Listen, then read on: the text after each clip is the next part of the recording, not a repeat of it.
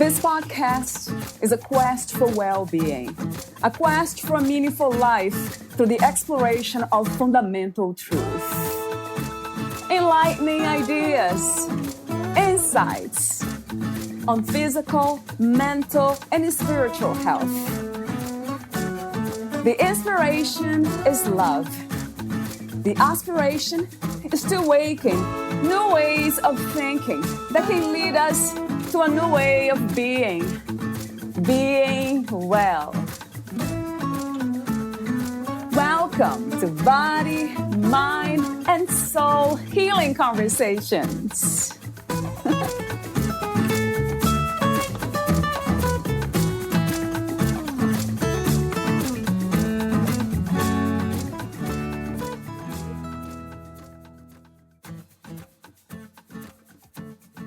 Our body keeps somatic traces of all our traumatic experiences. When exposed to a stimulus that reminds the body of a past danger, the viscero-somatic memory linked to this danger is reactivated, creating the base of a disruptive emotional response. Emotional resolution, EmRes, helps the body recognize that the perceived danger is nowadays obsolete. EmRes allows the body to integrate traumatic information and to tune in to our current reality instead of reacting through a past memory. To do this, we commit to experiencing the viscero-somatic response without controlling our physical sensations or our environment. EmRes connects you to the origin of a difficult emotion through your physical sensations and modulates the unwanted emotional response permanently. This simple yet rarely used psychologic capacity is innate to all human beings. Valeria interviews Cedric Berelli. He is a recognized expert in emotional resolution, EmRes, a revolutionary approach to emotional healing that has transformed the lives of countless individuals.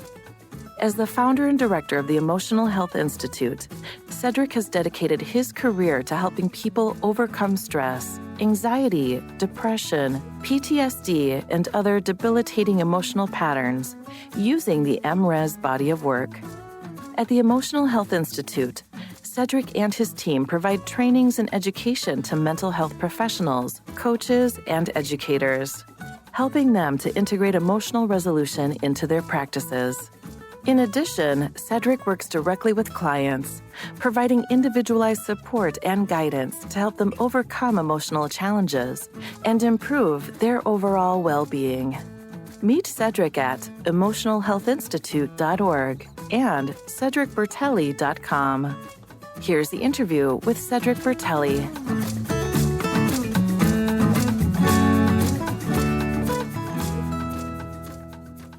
Who is Cedric in his own words? So yeah, you asked me that. Thank you for having me, Valeria. Thank you very much. I think what I would say is I'm an alive being. Yeah. Wow. That's simple. Yeah. I think so. That's the closest. I think the shortest answer I got before from somebody was, "I am life." Oh, I'm here. Mm-hmm.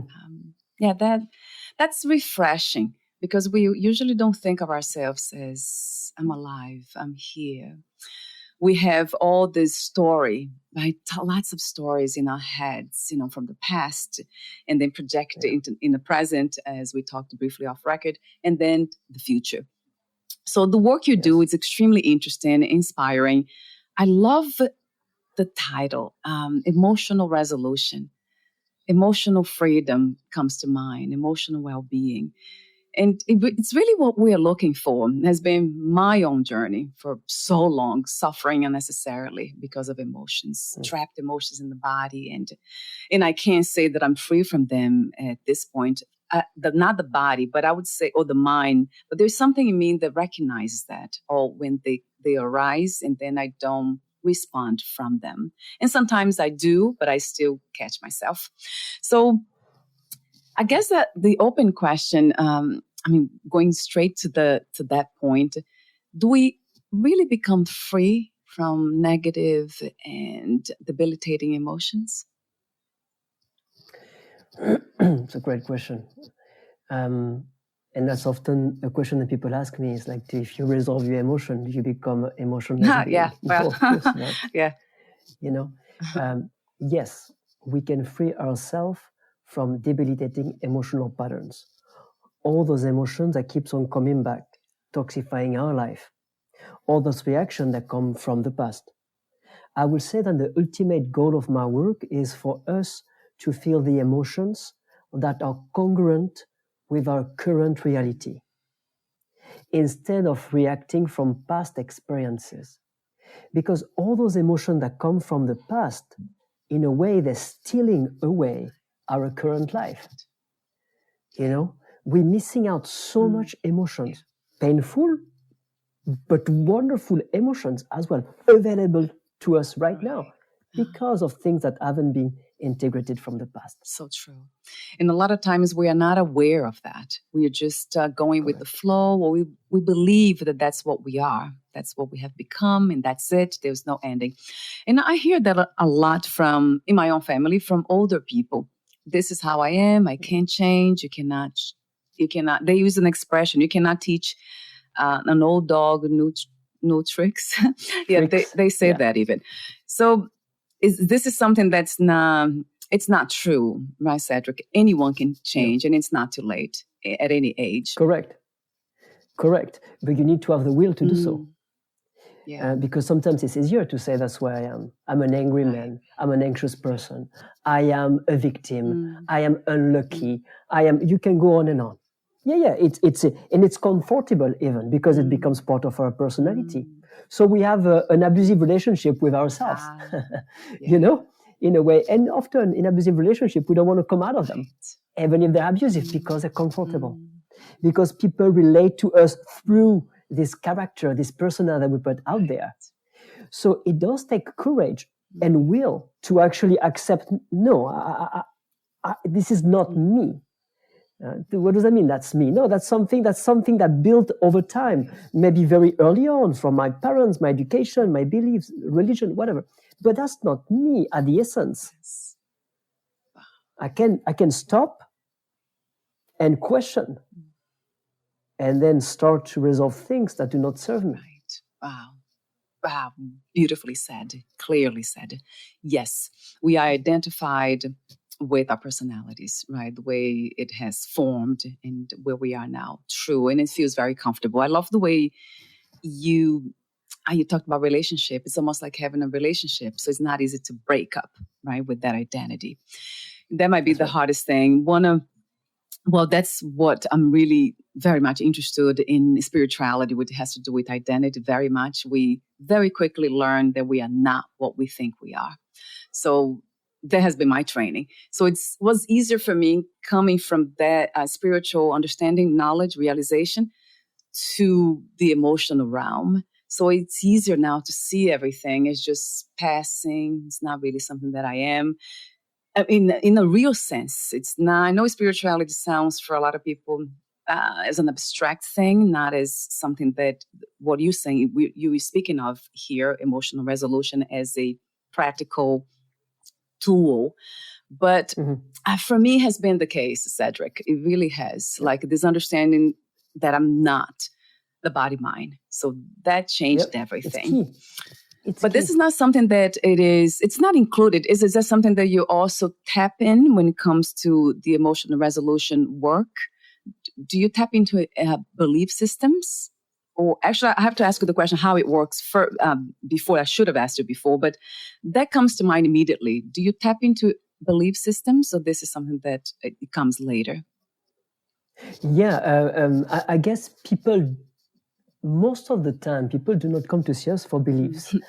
They start to work on beliefs when they notice that the emotional body, so to speak, that the emotions are malleable. When people start to do the work either way on themselves or with a practitioner, when they start to understand that they're not their emotions. I often tell people we're a bunch of haunted houses. I'm in a haunted house, you're in a haunted house. We are moving around with our ghosts from our past. Sometimes we're aware of them, often we're not. And they show up in our behavior, in our relationship with others, with work, with money, it doesn't matter. where we have all those ghosts inside of us. And a lot of us do not question the ghost. Right. That's just the way the house is. Right. But when we start to look at the ghost, the one that are obvious, the anxiety, the depression, the anger, the resentment, the self-worth, the obvious ghost, the one that we don't like.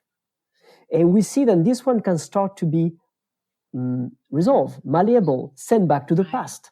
Right. Acknowledge, send back where they belong. Then people start to question their belief, or we're gonna invite them to question their beliefs. And there's a lot of fear that goes around that. So we're not gonna attack the belief right away. We're gonna maybe go around. If you lose this belief, what are you afraid of? Who are you if you don't have this belief? So it is a process. So yes, yeah, it's a process, of course. Yeah, and it can be fast for some people, or longer for others. We're all different. Right, that's true. Yeah. Interesting what you mentioned earlier about being open, right? Being willing to do the work. This is something that I find to be fascinating for some of us, that we almost get used to it, to unnecessary suffering. And it really it amazes me that, I did in the past. And I see some people in my family, friends doing the same. They're so used to suffering in a certain way that they don't question. There's no investigation into that. So I have to ask you this question too. So what is your backstory, Cedric? How did you come to this understanding, to emotional resolution, to develop something like this? What inspired you? So first of all, I gotta say, emotional resolution is something that I created by myself. It's a teamwork. It's years of experiences from Jacques Fumex, a doctor in gastroenterology in France, Didier Godot, myself, inspired by other people such as Jean-Paul Rességuier. I mean, all these are French names, but I want to put them out there. It's a global work, I will say. And I think what we are teaching and practicing, you said it yourself, it was very simple, is everywhere in a lot of literatures, in philosophies, in everywhere. I think our strength was to take all those theories and bring it into a pragmatic, lived methodology. I would say something simple, cutting from the chase. How did I get there?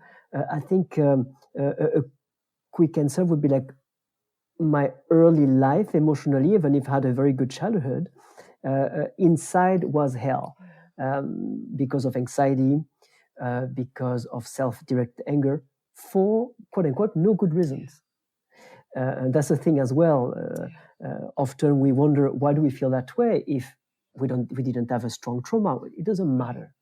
But I guess I came to it because I was not feeling good emotionally, and I learned to cope with it. I learned to control it. I learned to hide it. No one around me will have ever known it, know that. But it's seeking for something for myself. And as I mentioned earlier today with you, is also observing the resilience process from men and women who lived World War II. That was very inspirational. Looking at other mammals' process and how they do not hold on to trauma, except domestic animals and some farm animals. Strangely enough, animals that are in contact with human beings. And then also looking at the work of Lisa Feldman Barrett and Antonio Damasio in the neuroscience of emotion, reading a lot about philosophy, Baruch Spinoza, Maurice Merleau-Ponty, Henry Bergson, all those philosophers that talk about the body, the mind, the emotions. Wow. So that's a long answer, but yes. So you've been You've been there. You have the experience, and you're open to learn more, investigate, and go deeper into it. To this point of passing on the beautiful news that it can change, can happen, that we can do something about our negative emotions. You call debilitating 100%. emotions. I kind of resonate with that word, debilitating, in a sense of it's something that gets in the way of happiness, of joy, of love, of freedom, just being here in the moment. and I know I talked about being in the moment off record. We talked briefly, and you said that it's true that we bring our past into the present moment. That's something that we often do. So how does it work? What would be the first step? What's the process like? The audience would love to know that. Sure. First, I want to state a fact that is not known by many people. What is a debilitating emotional pattern? An emotional pattern that keep on coming back, but do not have any ground in our present, I would say. Debilitating emotional patterns are nothing else but outdated predictions from the brain. That we know neuroscientifically. I'm going to repeat it. Debilitating emotional patterns are outdated or obsolete predictions from the brain. Now, we update predictions from the brain constantly. This is how we learn. We learn new things. We learn how to drive. It's an update. Everything. So why some emotions or some, let's say emotions are not being updated? Well, I can tell you, we know. First, how is an emotional pattern created, a debilitating emotional pattern? We know that at the origin of every one of our disruptive emotional pattern is an instant of trauma. Now, what is a trauma?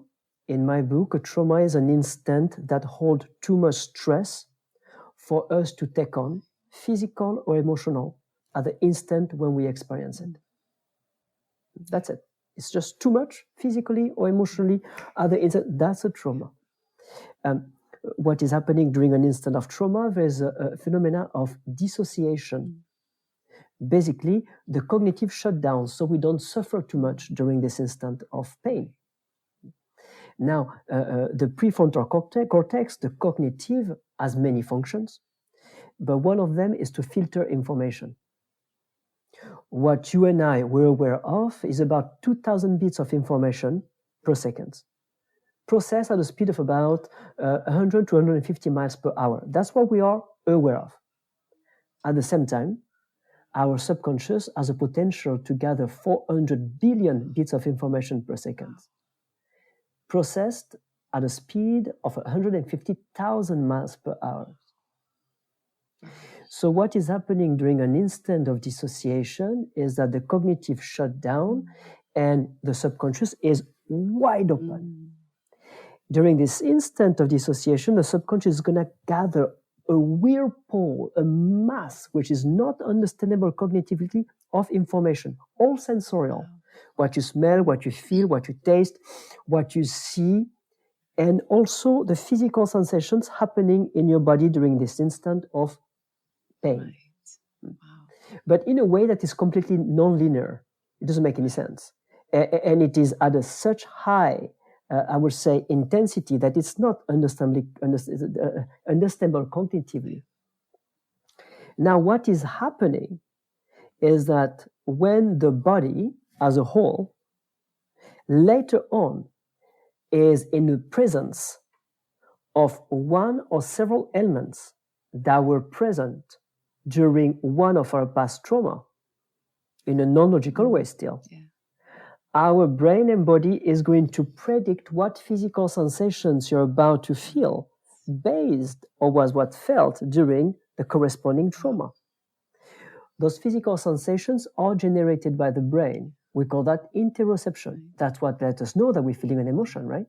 I know that I'm feeling anxious because I have sensations in my body. I know that I'm feeling angry because I have sensations in my body. Those physical sensations were the physical sensations that were experienced during a specific trauma. The problem with that is every time we feel those physical sensations, as human beings, we control them. Either way, we act on them. If we are angry, maybe we punch something, we scream, we bottle it down. If we're anxious, we take some breath. I mean, we learn to control our emotions very early on with tons of coping mechanisms. And that's the problem. We never let the interoceptive prediction playing out until the end. That's what we do with EmRes. We create I would say, an environment outside for the client and inside, so that the prediction, the sensorial prediction, the interoceptive prediction can play out until the very end without any type of control from the practitioner or from the client, the person suffering. Wow. At the end of the prediction, that never lasts more than 90 seconds, 90. At the end of the prediction, the brain is anticipating to be hit by some kind of danger. At the end of the prediction, nothing happens. We're safe and sound.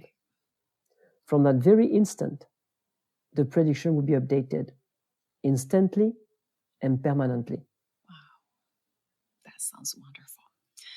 I have heard before that trauma is an incomplete experience. The perception that's incomplete. That's exactly what you're saying. So because we are not allowing the experience to be completed, then it keeps coming back, looping back, trying to do that, exactly that, to complete itself. How amazing. So how can you go through the process of getting to do it? Like, can we apply this technique to ourselves? So do we need, I know you have trainers, I know you have lots of people that can do that are certified. And you do that yourself too, right, Cedric? Sure, yeah, absolutely. Yeah. So, but talk to me about, like, even before we begin, are there preparations? Do we write down the emotions that we want to access and complete and heal them? How does it work, this from the beginning to the end, before, during, and after the technique? Yep. Okay. Very well. Very well. So yes, there are several ways to do emotional resolution. Absolutely. You can learn to do it on yourself, by yourself. You can do it with a practitioner. It's up to you. I would say that there are many emotions that we can take care by ourselves, and other emotions that are easier to access with the practitioner, because you need to fully surrender to what's happening inside of you. Right. And sometimes it's difficult to do that by oneself.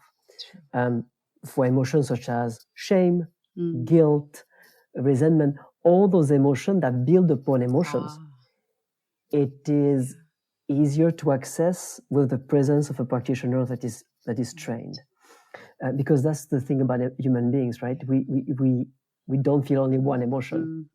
We build emotion upon emotion very quickly. Anger, then guilt, then shame, then resentment, etc. And this happened in 5 seconds or an hour, very quickly.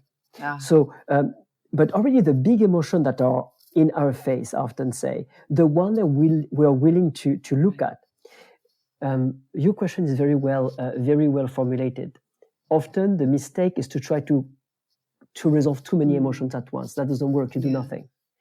My advice will be, have in mind one emotion that you know you want to resolve, one at a time.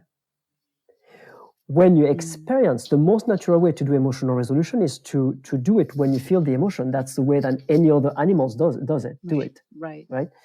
When you feel the emotion, it's not a problem. It's an opportunity. When we feel the emotion we want to resolve, it's like a time machine. I mean, imagine. Maybe what I'm feeling in my body now was what I felt in my body when I was 2 days old. The same sensation. Isn't it amazing? It's the same sensation. Doesn't matter when the trauma happened. Doesn't matter if I know what it is. Most of the time we don't know what it is, and that's fine. We don't need to know what it is. But my body is generating the same sensation that was felt a while ago, very long time, maybe in utero sometimes. When I feel this emotion, the first thing that I'm going to do is, I'm going to give you that pragmatically. The first thing I want to do is to close my eyes. So why do I close my eyes? To shut down the outside. Okay, but that's not the main reason. It's important to be able to close your eyes and feel comfortable to close your eyes. If you're not comfortable to close your eyes, it means that your body doesn't feel safe. We learned that working with horses and cows. The first sign of fear in any mammal is that we stop blinking. So human beings are no different. If you're in a space where you have a hard time keeping your eyes closed and you want to peek, your mind knows intellectually that you're safe, but your body doesn't feel safe. If your body doesn't feel safe, the resolution is not going to happen. I understand. That means if I'm afraid of spider, there's a spider 2 meters away on the wall. I guarantee you that if I have arachnophobia, I'm going to want to look at that spider. Even if I know that the spider is not going to jump on me. Exactly. I have meanness. But it's too much for me to keep my eyes closed and be peaceful about that. I need to move a little bit. So my body can actually feel the fear and be able to close the eyes without any difficulty. So that's first thing. I feel my emotion. Okay, I feel it. I close my eyes and I can close my eyes without any problem, without wanting to look or without wondering what people might think. No, I close my eyes. The next step is to pay attention to our physical sensations. So here it's important to pay attention to 2 or 3 sensations at once. Why? Because if I only pay attention to one sensation, it leaves room for my cognitive to think. If I start thinking, the resolution is not going to happen. Because if I start thinking, if I lack attention, I'm going to have an emotion, I'm going to have a thought that might create a new emotion, and then you start all those emotions because the brain goes so fast that you're going nowhere fast. So you need to have an intense attention into your flesh, into the physical sensations. You need to feel 2 or 3 sensations at once. Attention is important. So much attention that there is no thought. And the next step is more difficult. It is that the sensations are going to start changing inside. Of course, it's a prediction. So the prediction is going to play out. And the most difficult part is to do nothing. And when I say to do nothing, I voice it that way very specifically. It's an action. Because if we become passive, just waiting for the sensations to go away, nothing's going to happen. You need to create almost an hermetic space, hermetic of thoughts. You feel the sensations, so feeling is an action. Feel the sensations as they change in your body, even if they become uncomfortable. The sensation might become uncomfortable a little bit, sure, but they're not new. You experiencing them in your life anyway, just this time you're conscious of them.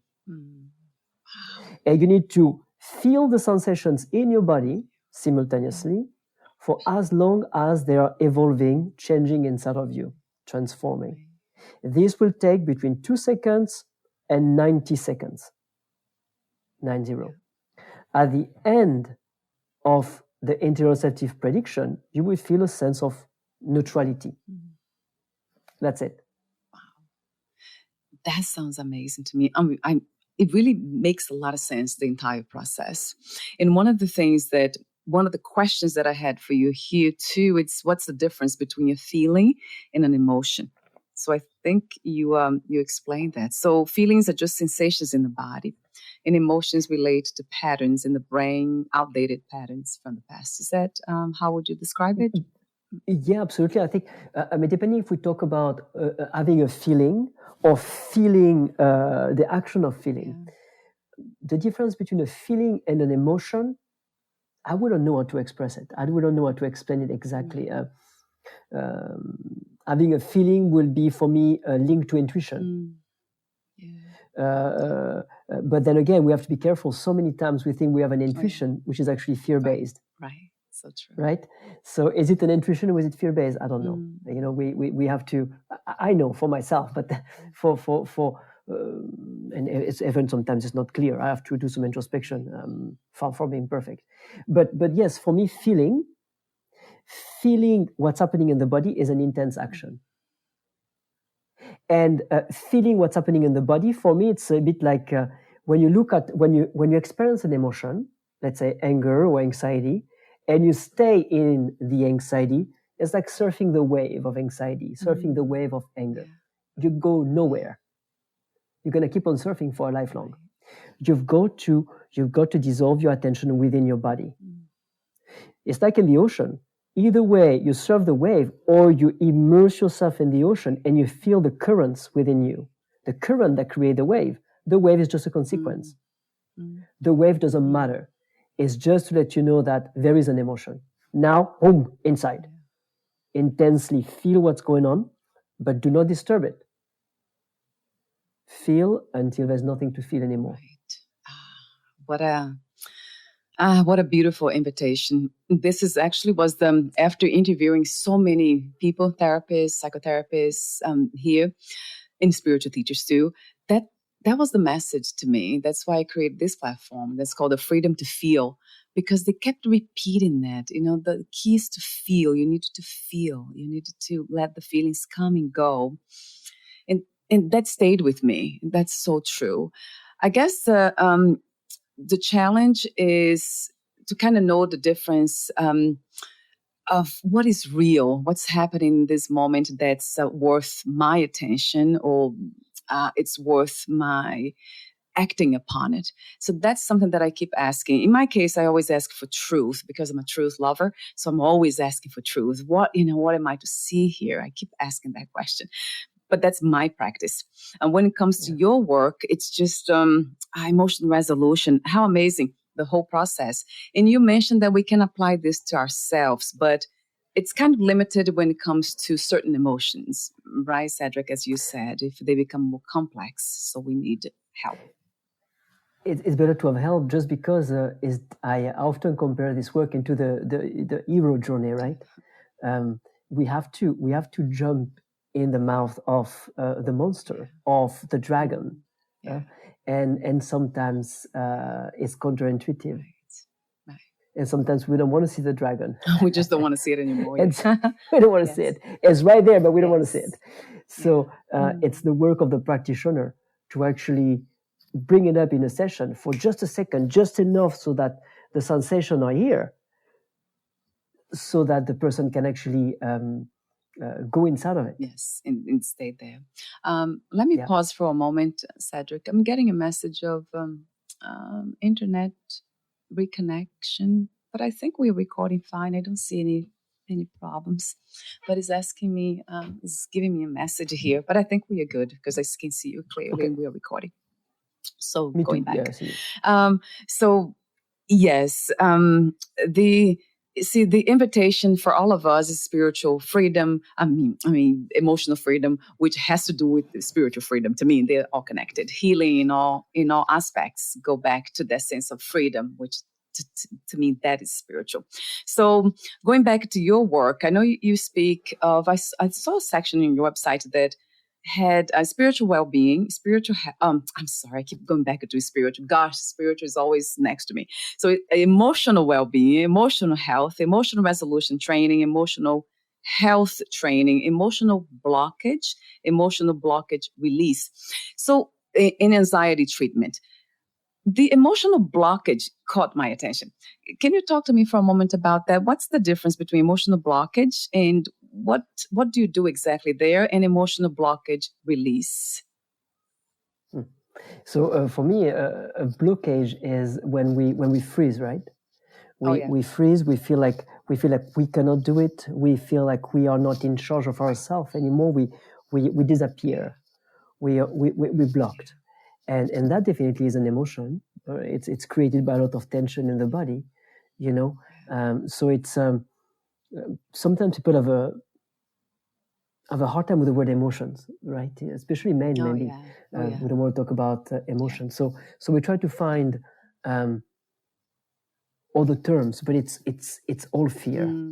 At the end of the day, it's all fear. And if we go a bit deeper than that, it is always on a very primal level a fear of death. Always.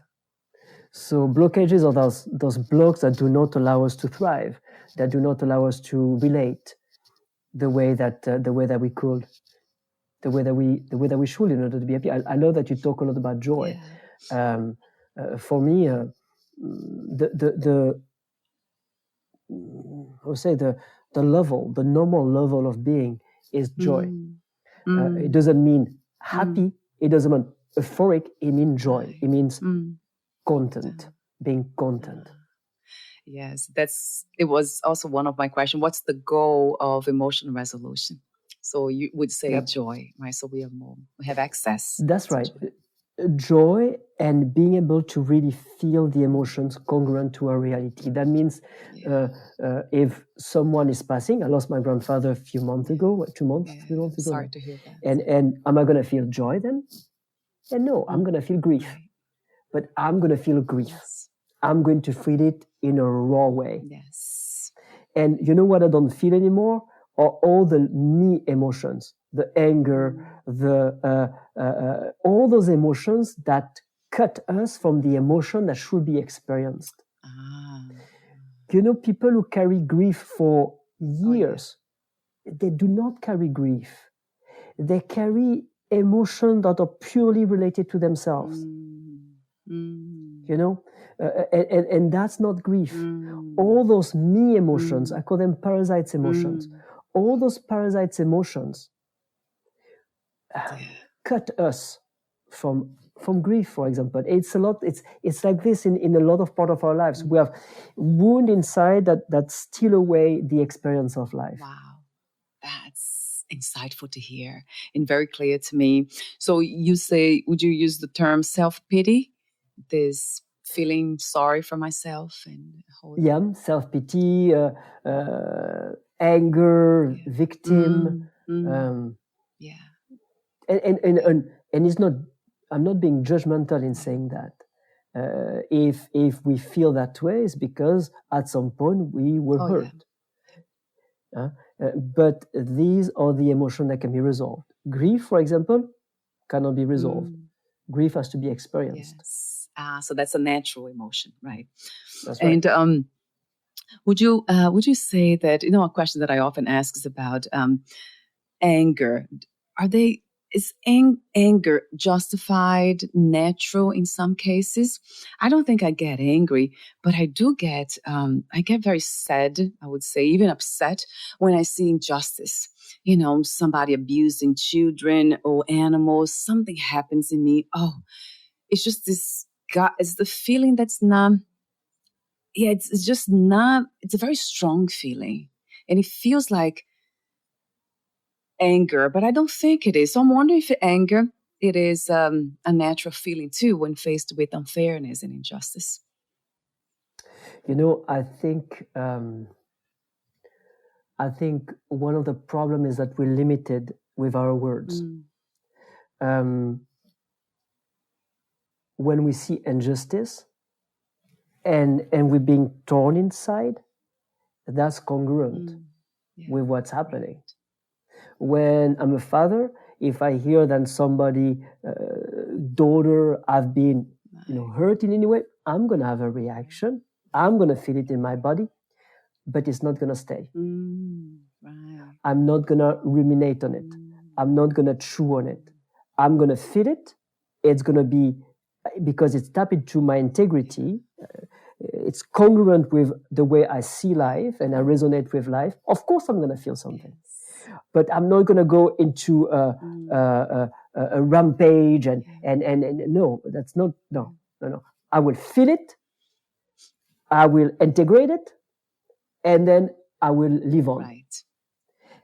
But if I have to take actions, I will not take action from anger. Right. I will take action because that doesn't fit in the way that I want to live my life. So again, I'm far from being like this all the time. I'm not claiming that in any way, but that's what the work is all about. Yes, right. So in a way, it is a constant practice. It's something. So emotional resolution is something that we can use as a practice, a daily practice. Even if we feel that we don't have any of these extreme traumatic trapped emotions in our bodies, it's something that it could happen because I think we always experience traumas, even the little ones, but it depends how sensitive we are. Like I'm very sensitive. I think my spiritual practices kind of has helped me a lot to become less sensitive to unkindness, for example. I'm very sensitive to unkindness, to injustice and all that. But not, and you're right, it's not to the point of getting angry or acting from that place. But there is, to me, it always goes back to contemplation and reflection. Like, asking questions, deep questions. Why is this happening? What's the truth here? And why do we, if everything is God, if everything is freedom, why do we feel like we are not free? Why do we suffer if everything is love? So these questions come to me when I'm faced with those things. But the sensation in the body, the feelings are here. And I love your message about not ignoring them, always letting them complete itself, to come and go. That's right. That's what I have learned to do. And you're right, it's easier said than done. It is an interesting work. That's, it takes courage. It takes a lot of courage. But it's worth it, because when you do it, I mean, it's when I said that an emotion is resolved, a debilitating pattern is resolved, I mean it. Yeah. I mean that if you go with it, it will not come back. What used to be a stimulus will not be a stimulus anymore. Now, is it a practice that you can do on a daily basis? Absolutely. I don't like to call it a practice or a technique, because if we try to apply a practice or technique, it becomes work. For me, it's an hygiene of life. It's like, okay, as you said at the beginning, recognizing that there is something that is toxic in a way for me or for my surrounding. Okay, accepting it. That's the most difficult part. To accept that there's something in me. And then, boom, meeting it, be intimate with it, and resolve it. EmRes will not resolve something that is not supposed to be there. I mean, we can't resolve something that is supposed to be there at the instant. Yes. So, and then you said something interesting as well. So we only have labels for big emotions. Emotion that we understand, but all day long we are crossed by tensions. Tensions that create the dynamic of our life without us realizing it. Let's say you and I meet, and when I meet you, my body undergo tensions. I don't realize it. I just have a feeling. We talked about feeling earlier. I feel uncomfortable, so I'm going to make a story. Valeria, there's something about her. It's something. It has nothing to do with you. Maybe it's your smell that I don't even smell, but my brain recognized as a smell that was present during one. Maybe it's your general shape. Maybe it's your voice. Maybe it's something else. And because there's something in you like this in your being that trigger that is a stimulus for me, I'm going to make up stories, and I'm not going to question my story. When actually it's only tension. It has nothing to do with you. Wow. That's very good to clarify too, because a lot of us tend to believe our feelings very much and create stories. We believe them, and then we just go on with them and create this whole idea, this whole new life. I liked what you said earlier too about the haunted house too. All the ghosts and all. That's so true, though. Well, I have to tell you that a lot of some of the emotions, not a lot of them, some of them stayed with me. Some traumas that I experienced in childhood, I went through abuse, physical, emotional abuse. So that I can feel them still. Like they come and they go. And I wonder if and I have done a lot of work, healing work, but they never went away completely. It's just that now it's very clear to me that they're still here, attached to not to a story, because there's no stories anymore, but it feels like the body, like you said, when I see somebody, when I meet somebody that reminds me of that person in the past who, when I was a child, that abused me, then it comes back like, I'm in danger. The body automatically tenses up. But then I just release the story and I move forward. I'm not afraid. And then that dissolves. But I wonder if so you're saying that would go away if I go through the process with emotional resolution, even that first, let's say, outdated response for the brain, it would resolve. That's incredible, though, because I have done a lot of work already. Yeah, it will. So again, human beings are complex. And not you, because you've done a lot of work in a sense, but it's like these reactions that you talked about that toxify in a way your life or other people's life. Yes, it can be resolved.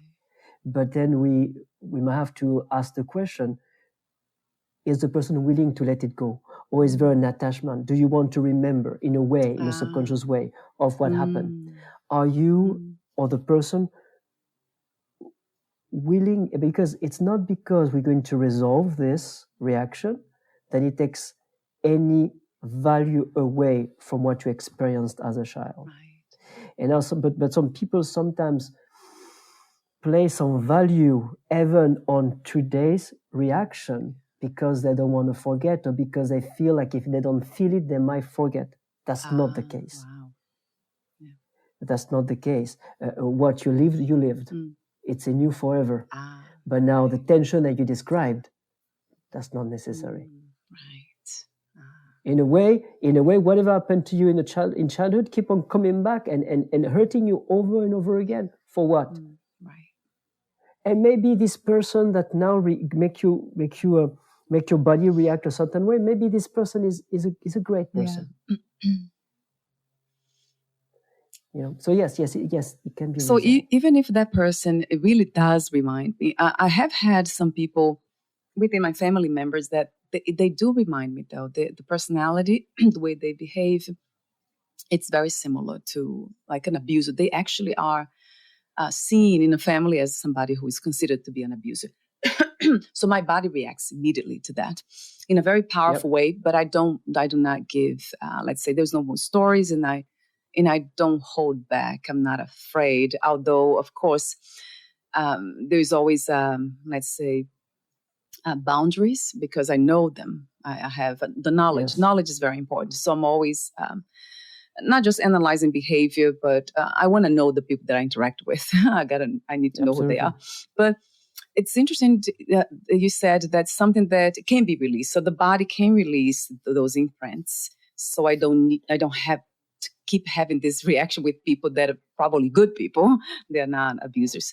And also, if I may, Valeria, if we release this reaction you have, you're fully in your power, right? Because in a way, these people, whether they want it or not, if they create this reaction, they still have power over us. Oh. I'm very short. I'm a very short man. And so for the longest time, I couldn't deal with bigger guys than me because I was bullied as a kid a lot. And just the fact that they were bigger than me, that was creating this. And that doesn't make any sense. What I mean is, by resolving the trace left in your body, you're fully integrating the experience of what happened. That means that you learn from it.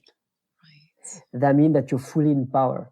So if you know this person, they don't have any effect on you physically, but you know who you're dealing with. Now you become in power.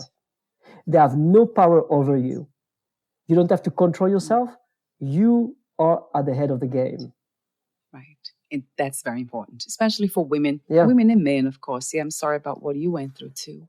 Oh, it's okay. Yeah, that's you see, but that's also natural feeling, right, Cedric? The empathy and compassion. That's something that often arises. Like I feel sad in the moment when I hear stories of abuse, and because something that I have experienced. So I think that's something that the body and mind have learned that, okay, because you have suffered so much from this, now I have learned to be compassionate towards others and empathetic.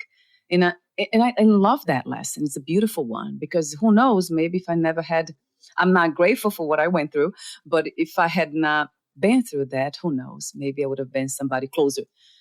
We have seen people who don't have the ability to feel, like psychopaths, sociopaths. You can tell them anything, horrible things that you went through. They don't have feelings for it because they cannot relate to others. They can connect. So I think the lesson, or the growth from traumas, for my traumas, has been empathy, and that's something that it's priceless, isn't it? It's something that we need as humans. I mean, we don't need the suffering to learn that, but it's important that we learn that lesson specifically from trauma. It's been my case, but I would love to release this tension. I would love that, and that's an invitation. When I came across your work, emotional resolution was just, I had a smile on my face, like how amazing that is. Like emotional, this is freedom. We're talking about freedom here. That's what we need. So yes, I feel free from the level of the mind. when it comes to stories and spiritually, but the body still holds, to some of the information because I can feel them. So yes, that's an invitation from me. And let me see, not from me, but for me. And I wanted to, again, mention the, let's see, the treatment. So you offer, could be a treatment for stress, anxiety, depression, PTSD, and other debilitating emotional patterns. I'm reading here. But you also, as I mentioned earlier, you also train mental health professionals, coaches, and educators. So anyone who wants to learn more about this method, that would be wonderful to visit you. I have the websites here, both of them. Let me go back to my page, is emotionalhealthinstitute.org and cedricberelli.com. I'll have both of them on the podcast page, so it's easy and clickable. But you also work with clients directly, right, Cedric? That's wonderful to know. I do. Is that something do you select? Do we choose? How do we choose a practitioner? Do we? I would love to know the process of that too, because a lot of people, talk to me about that for a moment. Of course, if you go to the emotionalhealthinstitute.org website, you will have here a list of certified practitioners, and each practitioner put a little bio about their lives, and so people can browse through the profile and decide, with who they relate best and who they feel that be the best practitioner for them. Yes. Okay, so they have that option. I'll have the website here. Of course. And my last question for you, I might have others here after, but is emotional resolution for everyone? Would you recommend for everyone, or some people it might not be? No, everyone. Absolutely everyone. Now, if we're completely honest, does everything work for everybody? Absolutely not. If anything was working for everybody, we'll know that. And it would be lying to say so. But yes, it's absolutely for everyone. And if the work doesn't talk to you, then don't do it anymore. Yes. But we're not looking for repeat clients. I do not have repeat clients. Very few, and their intention is very different. They're trying to quote unquote optimize their emotional state. But most of my clients I see 2-3 times, and that's it. So there's not this long-term relationship. That's not what we're looking for here. So people come to work on an issue, and then they go back to their life, and they come back maybe 6 months after if they want to or not. So there's no long-term commitment. It's not the way it works. Wow. It's not the way it works. I love that too about it. Wow. And is that also for children? Is it safe to use children? After 9 or 10 years old. 9, 10, not for all ages. It's easier. Yeah. That's good to know. I think I asked all the questions that I had here. I love your work. It's really something that has inspired me. The name by itself just caught my attention. My husband needs, my whole family needs, everybody needs it. So, sadly to say, in a way, it's almost like we are not really doing the work fully, right? Because we get so busy a lot of times with so many things but that's so crucial that we take care of emotions. Like, again, in my case, it's more spiritual. So that's kind of has been incredible to do that work. But what's not to love about what you are offering here? And I think to your point is like the problem is we are constantly hypnotized. Like we are hypnotized by work, by the pace of life. So we don't stop and feel. True. And so we constantly our dynamic are constantly influenced by our attentions and our fears, because we are almost in a constant state of hypnosis. Wow. The news, the pace of work, being a parent without a community around us, and we have to do everything ourselves. Yes. So, yes. Oh my God, so true. Let's slow down. So true, Cedric. Yeah, that's very much a real thing. Yes, that we are hypnotized by our own belief systems. We're identified with so many things. Yes. And a lot of times I wonder if that's also part of life, because I'm always, my main interest is freedom. Like, what is freedom? That's a question for you too. So what is your idea of freedom? What's to be free in general? To be free in general, not even sure it's possible. To be free in general will mean that we forget everything we've learned from the beginning. The belief. So we only keep the memory of our experiences without any type of belief or education even. Wow. Then that would be close to freedom. We have to. We have to. I don't know if we have to, but it's going beyond all that, all the education, beyond all the trauma, beyond all the family history even. So going back to a state of complete confusion. Yeah, that's what it sounds like. Be able to be able to experience life for what it is. Right. Wow. Which we never do. So do you actually, is it possible in any way? Is that realistic to have that as a goal, to forget all the imprints? I think everything is possible. Yeah, I think everything is possible. I think everything is possible little by little. Yeah. Yeah, I think it's possible. That sounds kind to me. But, the way you said, little by little, right? Little by little, and still maintaining a family life, a relationship, a way to make money. So the hypnosis of the word is strong. Yes, it keeps us in our schema. Yeah. So I guess an answer would be trying to find our own ethic and moving from this place always. Yes. Yeah. Beautifully said, though. I mean, that you went really deep there. I would love to have a conversation on that alone. That idea of freedom, just being less identified, hypnotized, or kind of dance, be in all the worlds at the same time, all realms, but knowing what's true and what's not true. To me, that's really, it might be my idea of freedom, just knowing what's true and what's not true. But even then it's a question too. What is true really, right? What's not true? That's another conversation to have. So I want to ask you one more question before we say goodbye that I usually ask everyone here. What 3 experiences you wish everyone to have before they die, before they lose the body? 3 experiences I wish people to have before they die.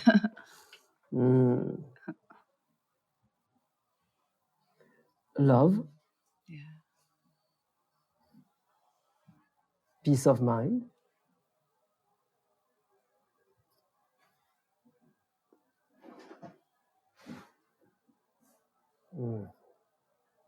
I think it's only 2, but I think that'd be pretty good already. Fair enough. No number. And maybe moving from integrity, from ethic. Yes. Without wondering what other people might think. That sounds wonderful too. I love your work. I love your openness to life. So that's a beautiful contribution to humanity, to be open to that extent of investigating your own emotional movements, dynamics, what's happening, how you relate to the world or yourself. That takes real courage. And that's the only way we can change this reality, if that's what we want, to make a more peaceful world. It's by changing ourselves. And you have done that, and then now you're helping others to do the same. What a beautiful thing. Thank you so much again, Cedric, for being here. Thank you very much for the opportunity and for a wonderful conversation. Thank you. We'll talk soon. We'll be in touch again. Bye for now, Cedric. Goodbye. Thank you for listening. To learn more about Cedric Berelli and his work, please visit emotionalhealthinstitute.org and cedricbertelli.com.